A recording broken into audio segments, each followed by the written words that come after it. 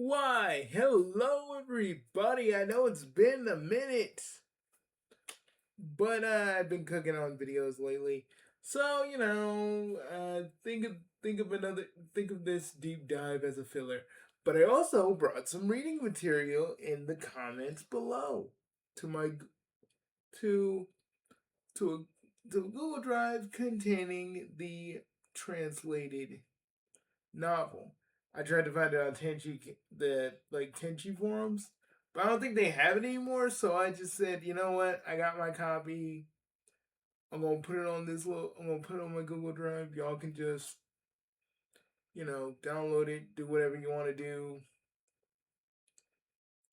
and that's where it will be. So.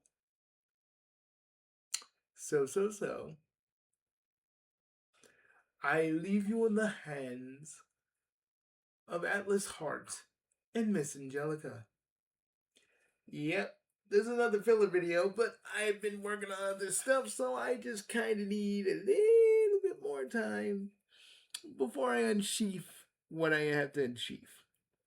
And I think now I got the transition going. Woo! Witch titties! Witch titties!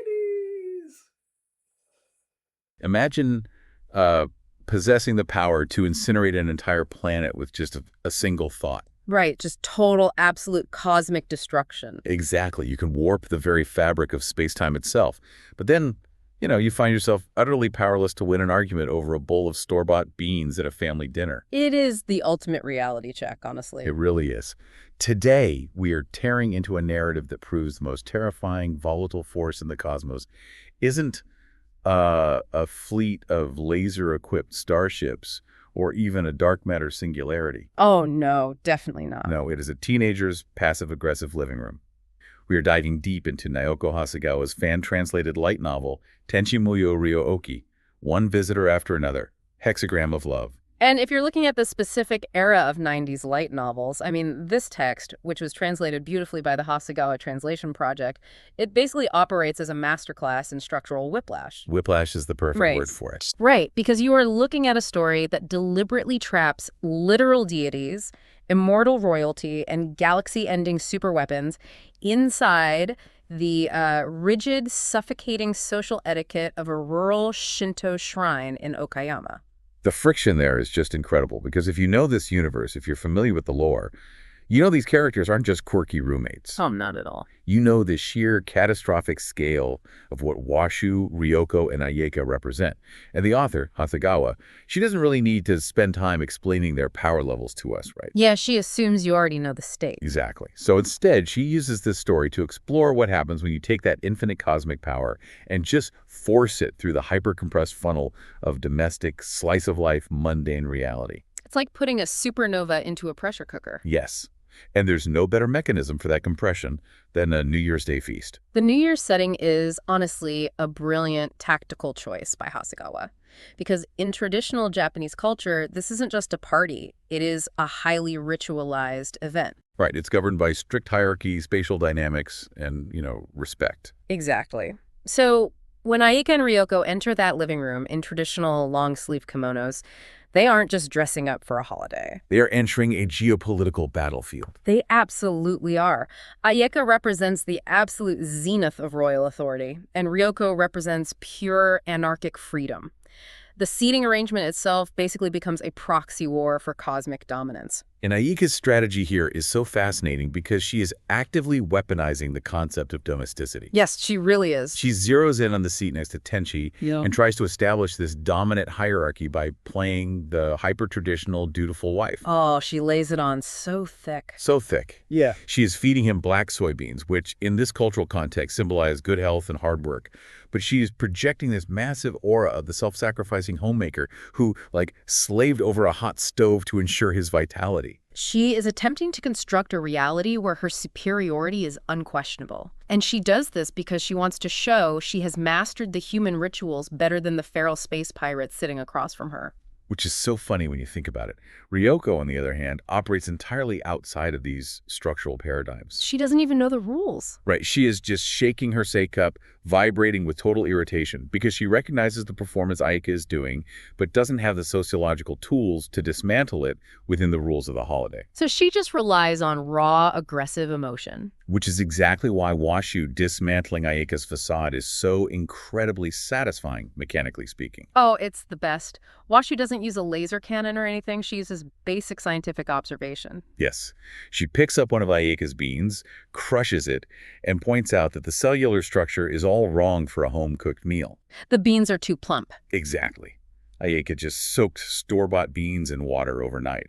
Washu essentially unmasks the Princess of Jirai as a total fraud using the physics of a legume. It completely shatters the geopolitical hierarchy Ayaka was trying to build. Washu exposes the fact that Ayaka is merely pantomiming human domesticity.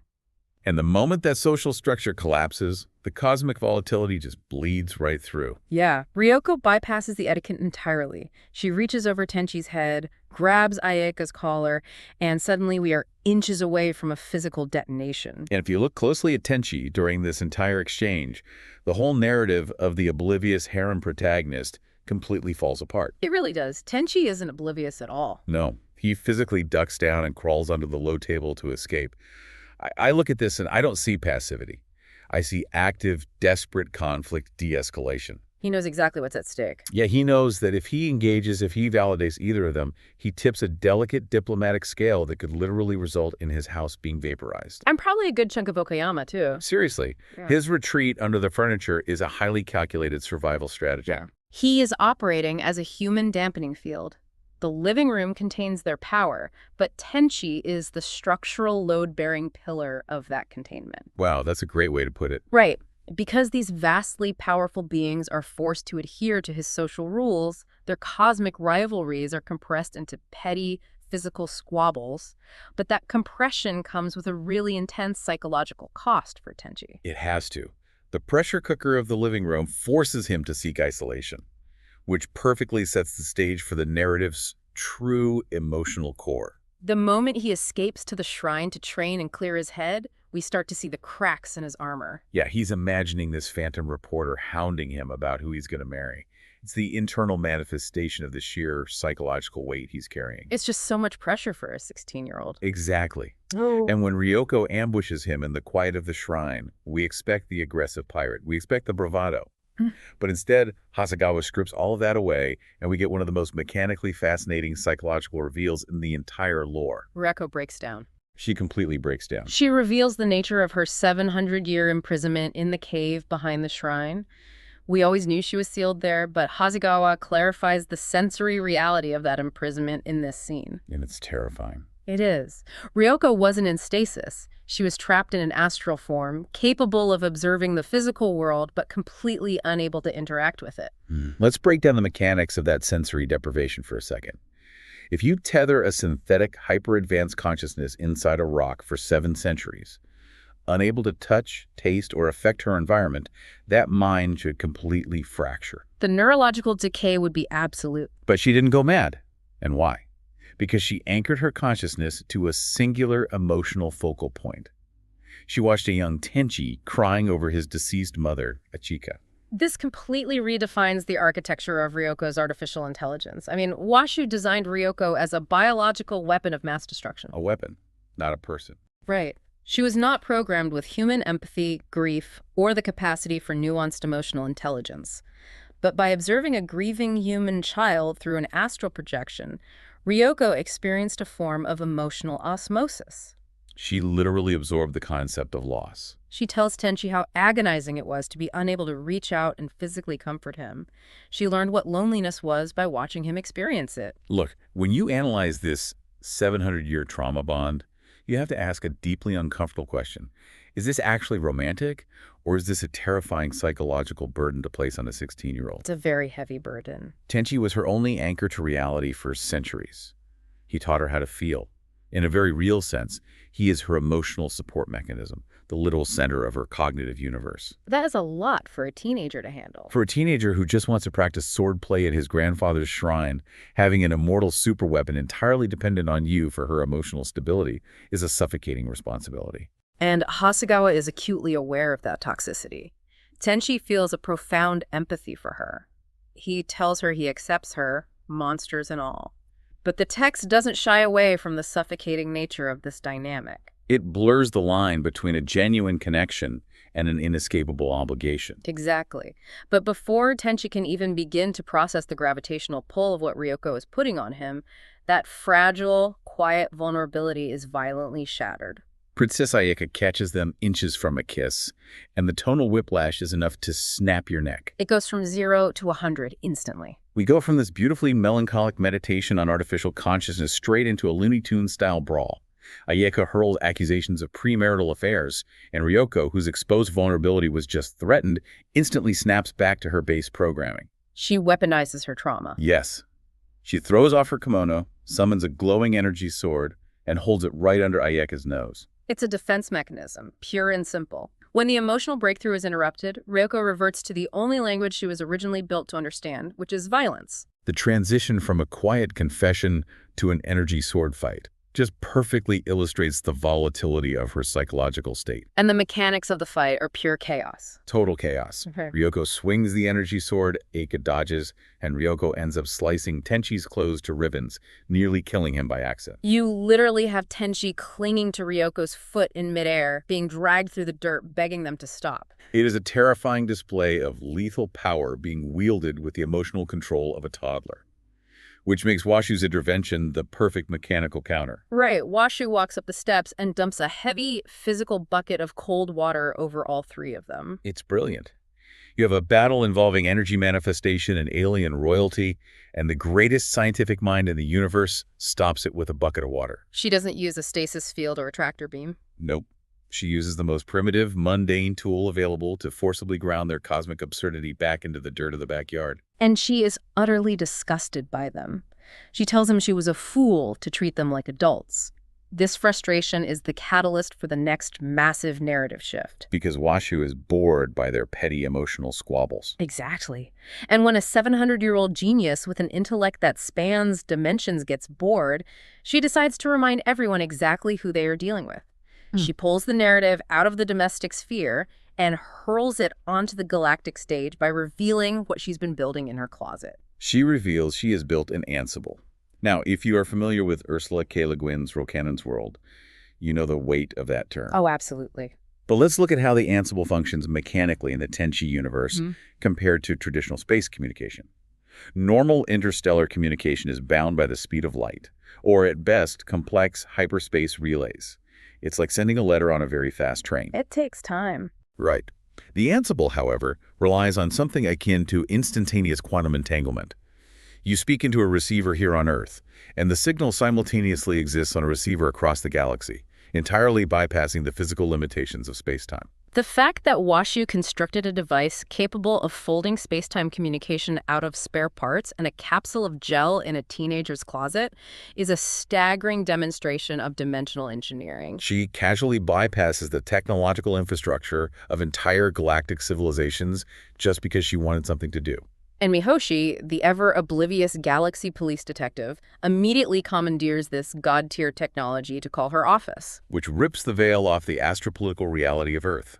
Up until this point, we know Earth is a special protection area.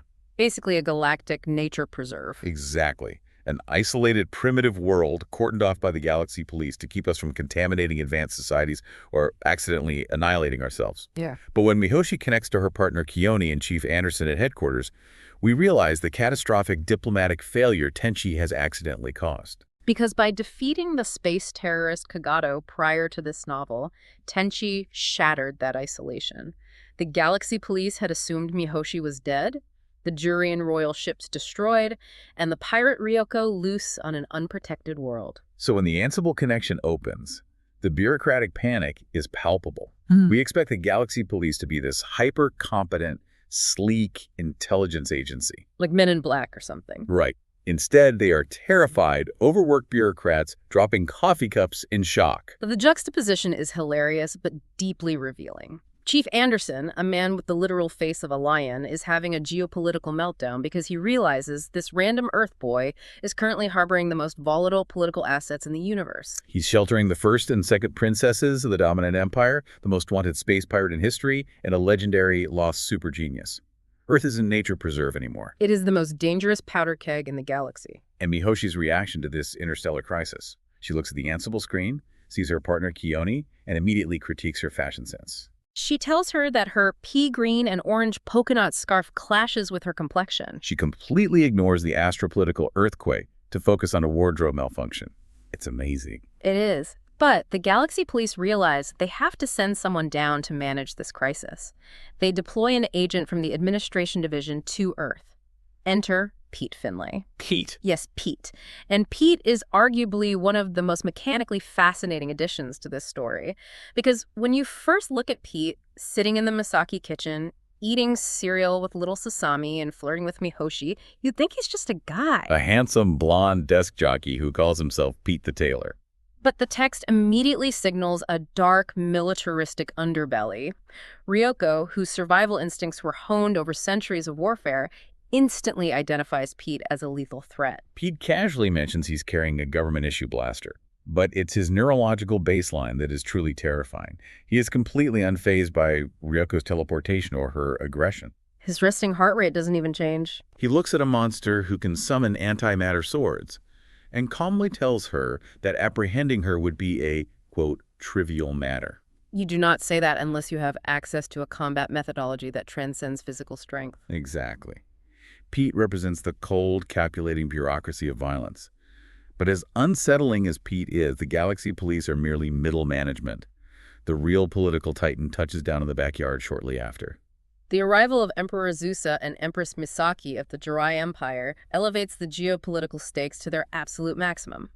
The Emperor of Jirai commands a fleet of sentient wooden spaceships that can obliterate planets. He's the ultimate authority in the universe. And standing in the dirt of the Misaki Shrine, right in front of him, is Ryoko, the very pirate who attacked his palace 700 years ago. By all laws of astropolitics, Ryoko should be executed on the spot. But instead of begging, Ryoko stares down the barrel of imperial authority and refuses to yield. She doesn't flinch. She admits she was manipulated back then, but she flat out tells the emperor she will never bow to him. She would rather die fighting for her autonomy than live as a subjugated prisoner. Emperor Azusa's response is a fascinating study in power dynamics. He tests her resolve by threatening her with the Jirai royal family's ultimate executioner. The divine response warrior, the Hound of Death. Right. And when Ryoko remains unyielding, Azusa just laughs. He pardons her, citing her spirit of a sailor who loves freedom. Which is such a wild move. But this pardon isn't just an act of mercy. It is a calculated political maneuver by Azusa to neutralize a threat by bringing her into the fold as a friend of the Empire, bypassing standard galactic law entirely because his authority supersedes it. It's a massive tension release for the household. Oh. But it is immediately followed by a social trap so devious it makes a military siege look simple. Oh, the banquet. Yes. During the royal banquet, with the entire household, the Galaxy Police, and the Emperor present, Emperor Azusa is sitting at the head of the table telling excruciatingly bad dad jokes about typhoons. It completely lowers everyone's guard. The banality of the Emperor's humor lulls the room into a false sense of security, creating the perfect vacuum for Ayeka to strike. She publicly proposes to Tenchi, demanding her father's blessing right then and there. Think about the mechanics of this trap for a second. Ayeka is using the inescapable gravity of the Jurian Empire to force Tenchi into a corner. It's terrifying. If you've ever felt anxiety dealing with your in-laws at a holiday dinner, multiply that by a fleet of planet-destroying starships hovering in orbit. Just waiting for the word. If Tenchi says yes, he loses his autonomy forever. He becomes a political accessory in the Jurian royal court. If he says no, he humiliates the first princess in front of the emperor, potentially sparking a diplomatic incident that could glass his entire planet. It is the ultimate test of Tenchi's agency. Throughout the narrative, Tenchi has utilized passivity and evasion to survive. But here, evasion is impossible. And this is where Tenchi breaks his established pattern. He stands up and rejects the cosmic determinism Ayeka is trying to force on them. He tells them, I am only 16 years old. He asserts his humanity, his youth, and his right to let love grow organically rather than being dictated by a royal decree.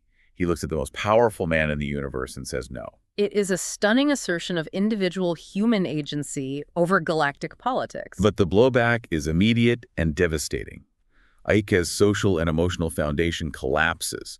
She calls him a coward, sheds her royal garments for civilian clothes, and flees into the night, utterly hollowed out. And this precise moment of emotional devastation is where Hasegawa violently shifts the genre of the novel. The comedy and the political maneuvering vanish, replaced instantly by visceral psychological horror. It's such a hard pivot. Because the moment Ayeka leaves the protective warding of the shrine, an assassin strikes at the Emperor. But the methodology of the strike is deeply unsettling. It's one of the family cooks, wielding knives. But before he can even reach the Emperor, the cook's head literally explodes. The pressure inside his skull just detonates. And who steps forward over the headless corpse? Pete Finlay. The cereal-eating bureaucrat drops the facade. He reveals he is the divine response warrior. He's the Hound of Death, Azusa warned Ryoko about earlier. The mechanics of the divine response warrior are rooted in profound psychological horror. These are humans stripped of their emotional capacity at birth through rigorous traumatic conditioning. Their amygdala, their empathy, their fear, all suppressed or surgically altered so they can serve as perfect, unfeeling executioners for the Jirai Empire. They are living weapons. But Pete's internal monologue reveals a tragic defect in his conditioning. He calls himself a second-class warrior because the emotional suppression didn't fully take. He still feels... He looks at Mihoshi, a woman who is purely emotionally driven, and he feels a desperate, hopeless yearning for her. He wishes he could just be normal. Pete is trapped in the precise same existential nightmare Ryoko was. He's an artificial weapon desperate for genuine human connection, but bound by his programming to kill. Pete analyzes the cook's exploding head and deduces the real threat.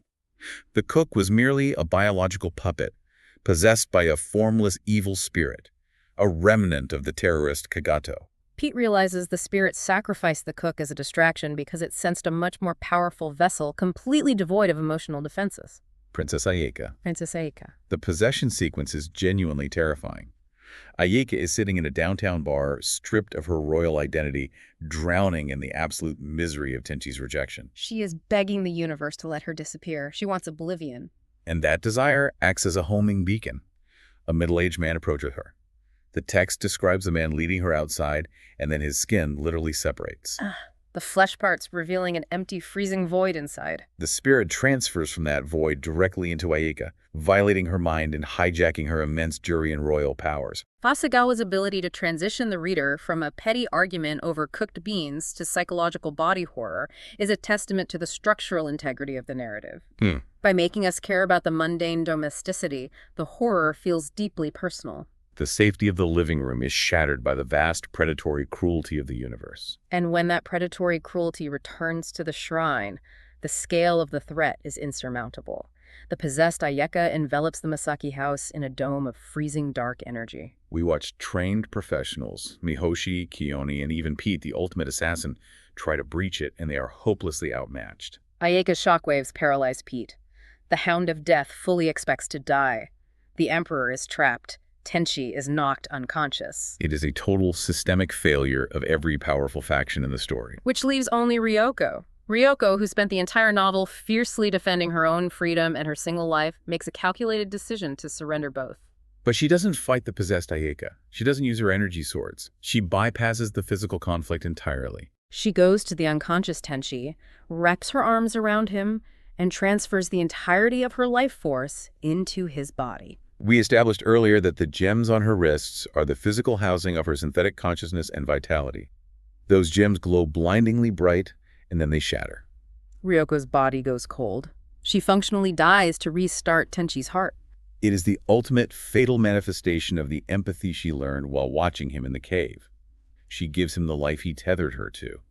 And the influx of her life force, combined with Tenchi's overwhelming grief at seeing her lifeless body, acts as the catalyst for the ultimate physical mechanic in this universe. Tenchi awakens and summons the Lighthawk wings. Let's talk about the physics of the Lighthawk wings, because they are not just laser beams. No, not at all. The Lighthawk wings are described as the manifestation of higher dimensional energy intersecting with three-dimensional space. They completely defy the established laws of physics, rendering all other forms of energy or mass obsolete. Tenchi channels this higher dimensional mass into a sword. He leaps into the air and brings it down on the possessed Ayeka. But the brilliance of this moment is how Tenchi applies that macroscopic power. He doesn't obliterate her. He exerts an unbelievable level of microcontrol, using the ultimate power in the universe to cleave the dark energy away from Ayeka's physical form without harming a single cell of her body. The evil spirit is instantly vaporized by the sheer density of the light, but the princess is safely separated from the possession. He saves his family. He frees Ayeka, but the cost is absolute. Ryoko is dead on the ground. And this is where the narrative pulls the rug out from under the entire cosmology of the series, because the climax of this novel is not Tenchi swinging a multidimensional sword. No, the true climax is what happens next with Washu. Washu, the chaotic scientist who started the day analyzing a soybean and dumping water on teenagers, steps forward.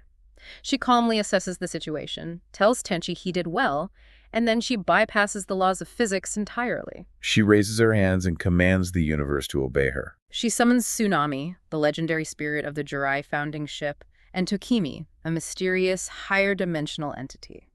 And the text drops the most staggering revelation. Washu isn't just a 700-year-old genius. Washu, Tsunami, and Tokimi are the Chushin. They are the three supreme goddesses who govern the existence of the universe. If you reevaluate the entire story with this knowledge, every interaction shifts. When Washu built the Ansible, she wasn't just inventing. She was playing with the fabric of a reality she helped design. When she created Ryoko, she wasn't building a biological weapon. She was crafting a vessel infused with divine, higher-dimensional energy. And as these three literal deities stand in the backyard of a Shinto shrine, they combine their power and reach into the void. They rewrite reality. They pull Ryoko's consciousness back from the dead, reform her shattered gems, and she takes a breath. It is a localized, undeniable miracle. But immediately after performing this miracle, Washu touches Tenchi's forehead. She says, "Forget everything you've seen here." She wipes his memory of the entire cosmic climax. The memory wipe is a deeply controversial mechanical choice. Washu forcefully extracts the trauma and the revelation of her godhood from Tenchi's neural pathways, placing him in a deep sleep and returning him to the blissful ignorance of a normal human teenager. I have to challenge this, though. Look at what you are doing to his character arc. Tenchi just spent this entire narrative asserting his agency. He really did. He stood up to the Emperor of the Universe to claim his right to choose his own path. He unlocked a higher dimensional power fueled by profound grief to save his family. And Washu just reaches in and neurolinguistically deletes that growth. It completely undercuts his agency. Is this an act of divine mercy to stop a 16-year-old psyche from fracturing?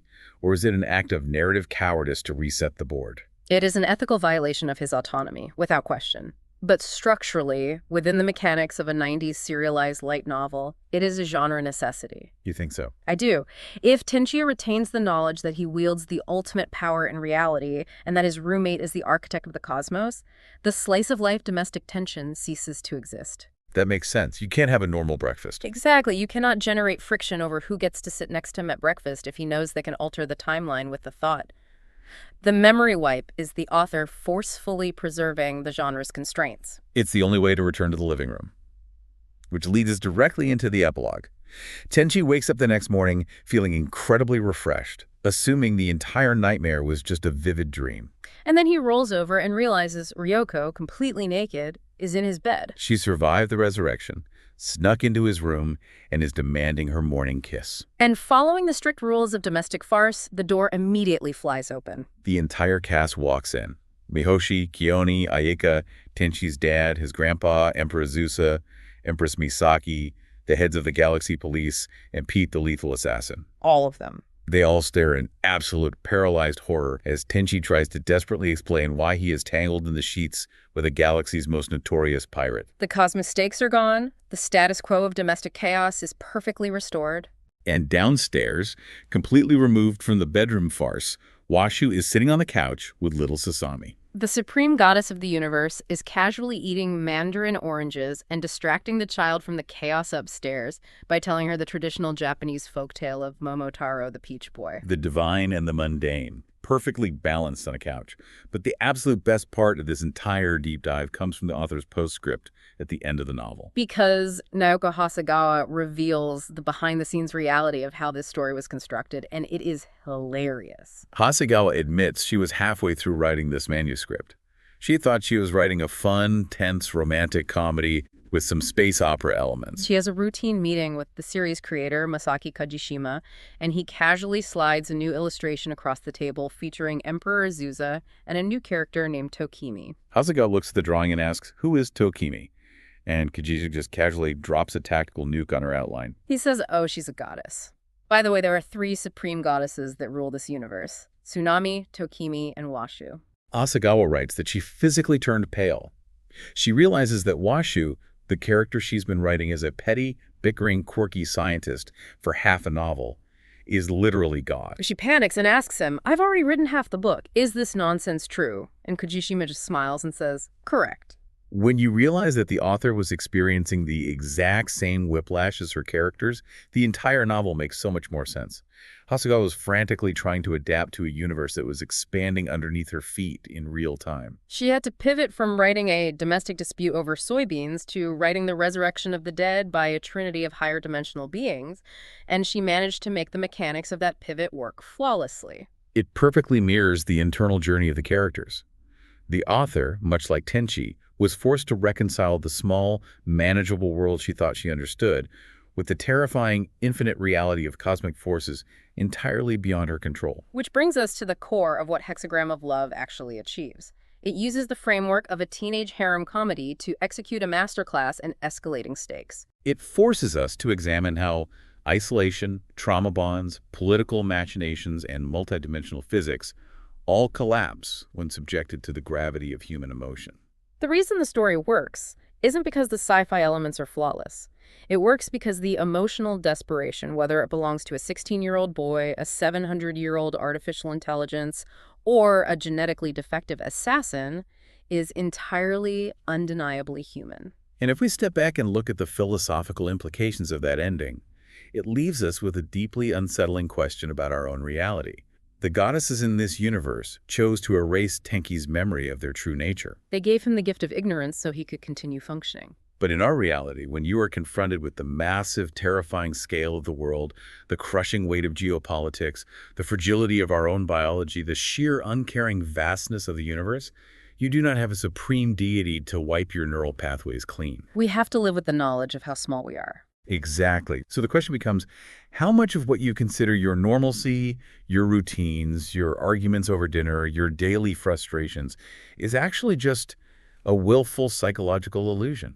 Are we all just desperately clinging to the rules of the living room simply to avoid being crushed by the existential weight of the cosmos outside the window? We are all just building our own little barriers around the living room, hoping the universe doesn't break in. Thank you so much for joining us on this deep dive. We warmly invite you to return for our next exploration of your sources. Until then, keep questioning the mechanics of your universe and maybe, just maybe, double-check those store-bought beans.